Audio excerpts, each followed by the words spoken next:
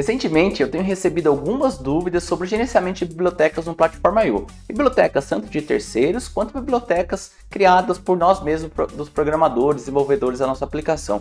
E tudo isso relacionado ao Framework Arduino. Eu sou Fábio Souza e nesse vídeo, conforme eu prometi em comentários aqui do canal, eu venho trazer um vídeo aqui mostrando uma ideia de como você pode estruturar o seu projeto dentro do Platform I/O para gerenciar as bibliotecas de terceiro e também para estruturar o seu código aí de uma forma mais organizada. Agradeço demais aí o pessoal que vem interagindo aqui nos vídeos, está sendo uma experiência muito bacana trocar ideia com todo mundo. E se você é novo aqui no canal, não está inscrito ainda, aproveite e se inscreva, porque eu trago conteúdos aqui bem bacanas sobre sistemas embarcados, IoT e todo esse universo aí relacionado a esses temas, tá joia? Isso aí, então bora lá, eu já estou aqui com o VS Code aberto e também com o Platform I/O tudo configurado, tá? Então, se você ainda não sabe fazer essa configuração, instalar o VS Code, instalar a extensão do Platform I/O, dê uma olhada aqui que eu tenho vídeos, tá? Explicando esse processo, é bem simples, bem fácil aí de fazer, tá joia? E aí a gente tem esse ambiente, inclusive esse código aqui é um código exemplo lá de uma das aulas, né? Acho que é o projeto final do curso de FreeRTOS com o SP32 lá na Udemy que eu tenho. Se você tiver interesse, dê uma olhada aqui que é um curso muito bacana que tem a proposta aí de te ensinar a API do FreeRTOS de uma forma bem fácil, bem tranquila aí para você colocar em prática, tá? E aí esse código, né? Ele é baseado aí, né, no Framework Arduino, como eu falei. Então tem todas essas configurações aqui no Platform IO.ini, tá? Onde foi definido qual que é a plataforma, qual que é a placa que foi usada, o framework. E aqui nós temos as dependências de bibliotecas externas, tá? Essa aplicação é uma aplicação onde eu faço a leitura de um sensor analógico, né? Exibo essa informação no display OLED e publico essa informação também no broker MQTT, tá? Então essa é a ideia. A gente vai olhar aqui por cima, tá? Se você quiser ver com mais detalhes essa implementação, aí eu recomendo o curso, tá? Mas a gente vai pegando aqui os detalhes. Mas olha que legal, aqui eu usei a biblioteca PubSubClient, tá? E aí o que significa esse libdeps aqui? Então aqui é a forma, né, que o Platform I/O gerencia a biblioteca que vai ser usada aqui durante a compilação, tá?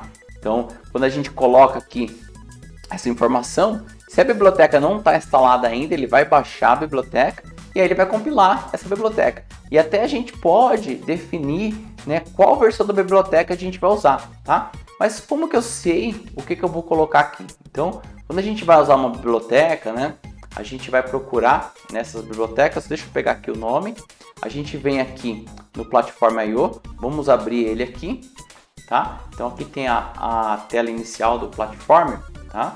Onde a gente tem possibilidade de criar um novo projeto, né? Abrir projetos, aqui tem toda a parte de gerenciamento de projetos, essa ferramenta é muito bacana, e aqui a parte de bibliotecas. Então vamos lá, vou supor, né, que eu estou buscando, eu preciso de uma biblioteca de publicação em MQTT, e aí eu cheguei nessa biblioteca PubSubClient.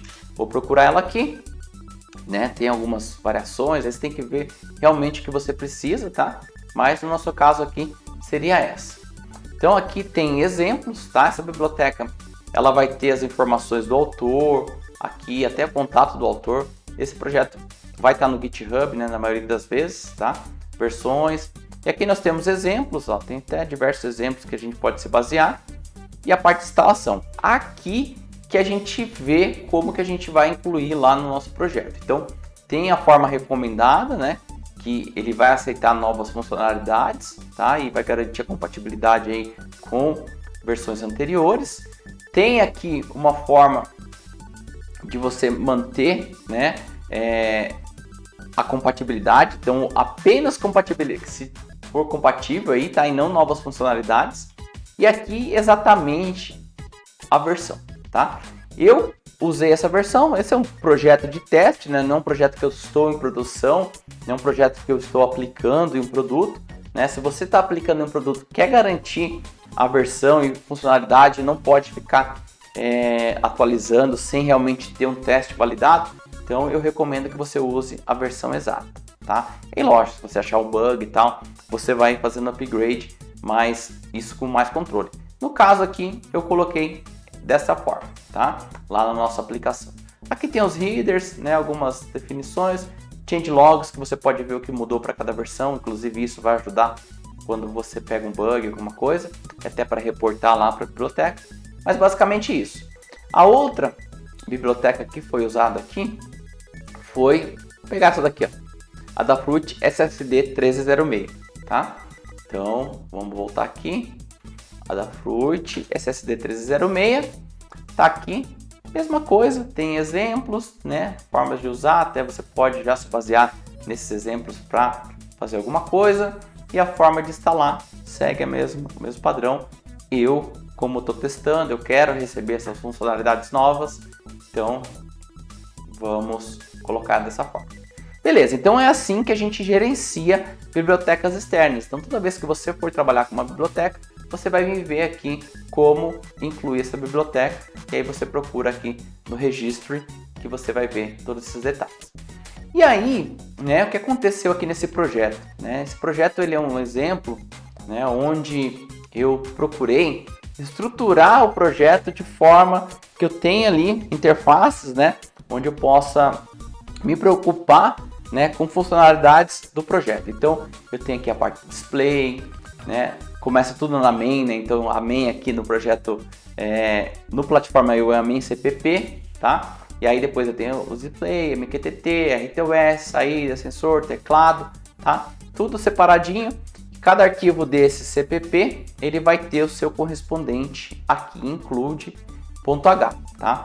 Então, se você ainda não sabe fazer uma biblioteca, esse é o primeiro ponto que você tem que se preocupar, né? Quando você vai criar uma biblioteca em linguagem C ou até mesmo em C++, né? No caso aqui eu estou focando numa estrutura mais próxima da linguagem C, não estou usando muitos recursos do C++, apesar do Arduino possibilitar, tá?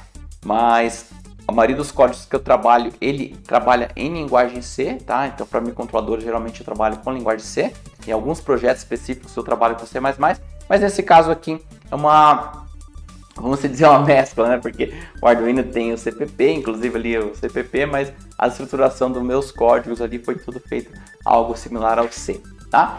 Então, sempre vai ter esse arquivo .h e o seu correspondente .cpp, tá?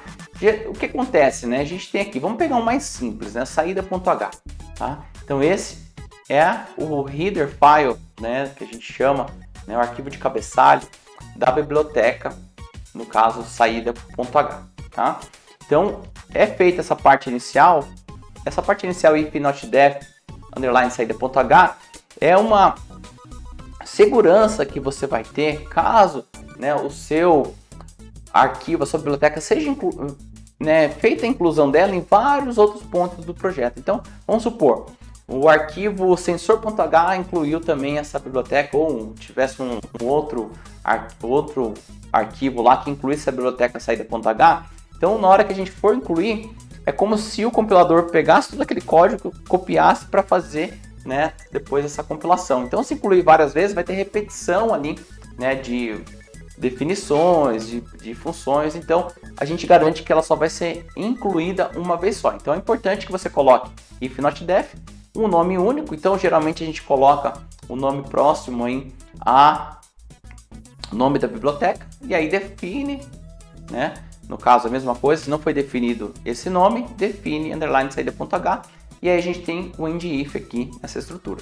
E aqui dentro nós temos alguns includes de bibliotecas externas que a gente pode trabalhar. Você pode incluir aqui, né, mas também lá no .c.cpp se você inclui.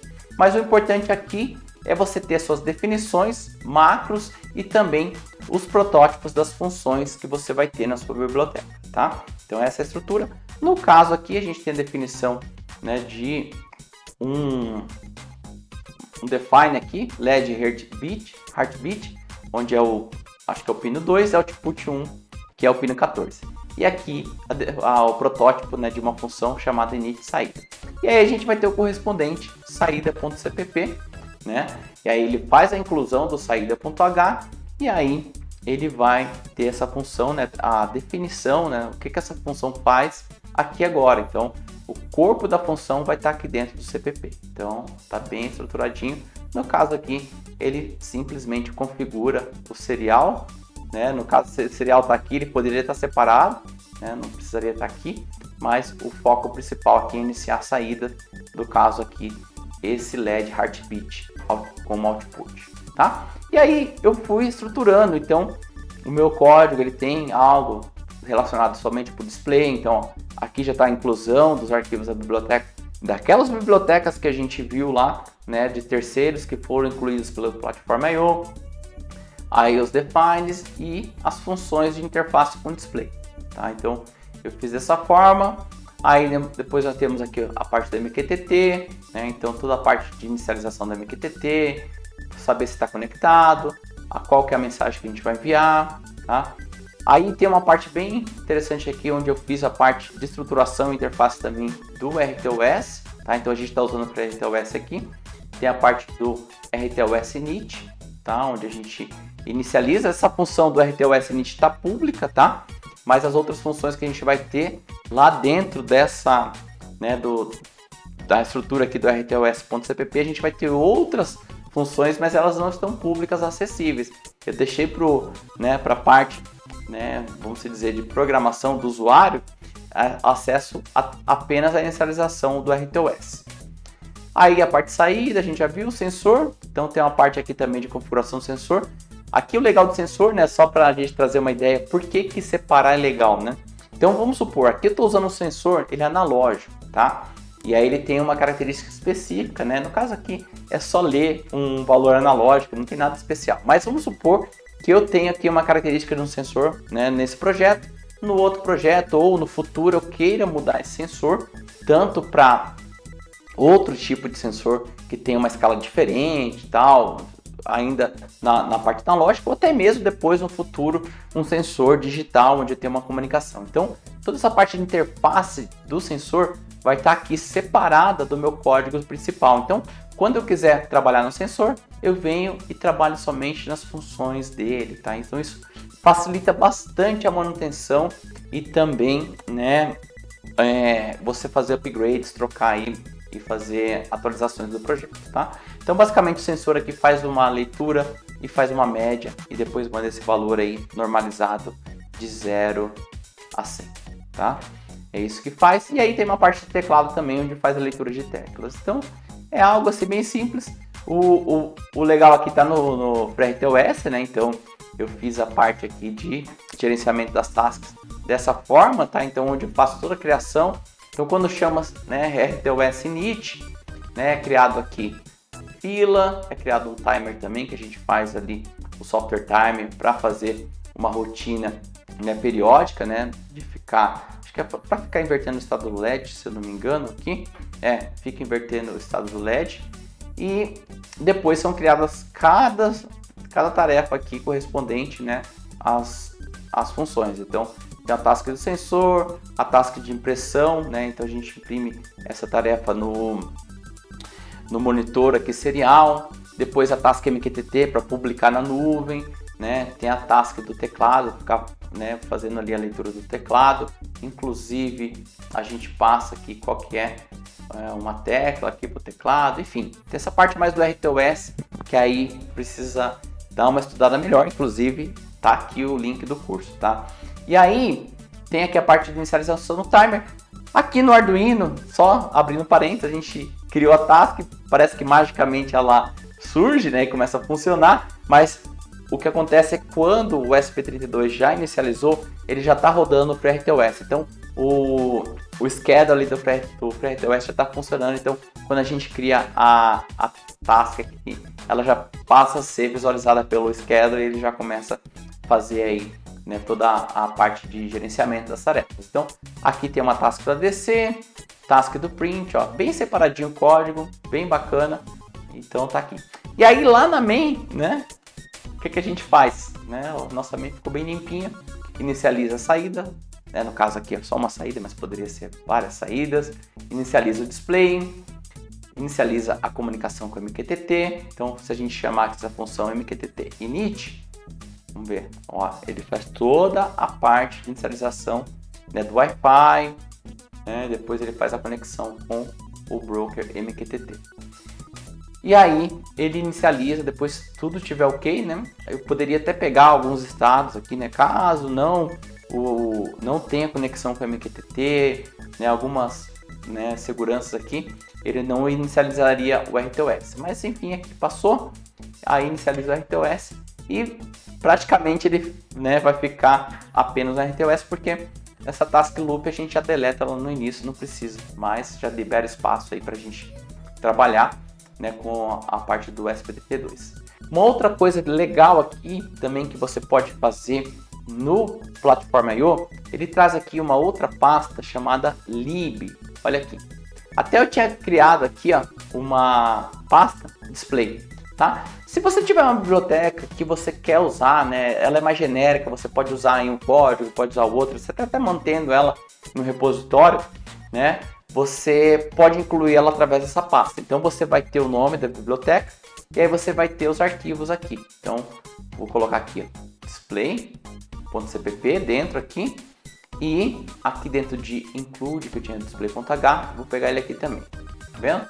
Então dessa forma fica mais organizado, mas eu não coloquei dessa forma porque não é uma biblioteca, né? Mas são interfaces do meu projeto que eu estou trabalhando ali. Então para mim a forma do include e sort estava ótimo. Mas se eu tivesse uma biblioteca específica, né, que eu, sei lá, de um componente, de um sensor, que eu fiz toda essa interface e depois eu posso pegar ela, simplesmente pegar ela e colocar em outro código, eu trabalharia dessa forma que ficaria mais interessante. Mas também é uma forma de você colocar aqui já bem organizadinho, e aqui nesse readme ele explica, né? Ó, você pode até colocar documentação, exemplos, tá? Fica algo bem mais organizado para a biblioteca. Então eu sugiro que se você faça projetos que você vai reutilizar códigos em outros, separe dessa forma, inclusive até crie documentação específica para aquela biblioteca. Você pode usar submódulos do Git, tá? Tem algumas estratégias aí bem interessantes para que você possa gerenciar. Beleza, então tem aqui meu projeto, tem essas bibliotecas no include, tem uma biblioteca display. Depois que eu, né, tá aqui meu projeto tá feito, eu vou compilar.